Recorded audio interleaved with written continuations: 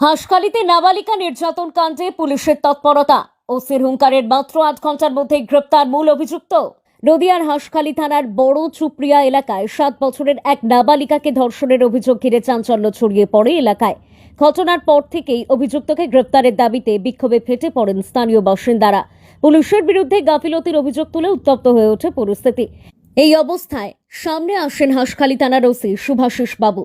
উত্তেজিত জনতার সামনে দাঁড়িয়ে তিনি দৃঢ় কণ্ঠে আশ্বাস দেন, অপরাধী কোনোভাবেই আইনের হাত থেকে রেহাই পাবে না। ওসির স্পষ্ট বার্তা ছিল, কে কি করছে আমি দেখব না, অপরাধী পুলিশের হাত থেকে রেয়াত পাবে না। 12 ঘন্টার মধ্যেই তাকে গ্রেপ্তার করা হবে।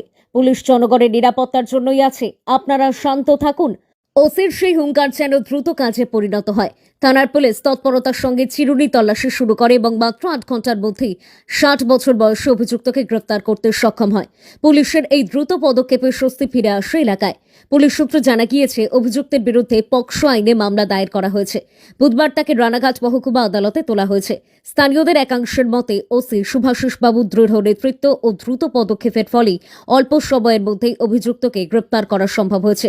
পুলিশের এই তৎপরতায় এলাকায় স্বস্তির পরিবেশ ফিরেছে এবং আইন শৃঙ্খলার প্রতি মানুষের আস্থা আরও দৃঢ় হয়েছে। ভেতরে কি কথা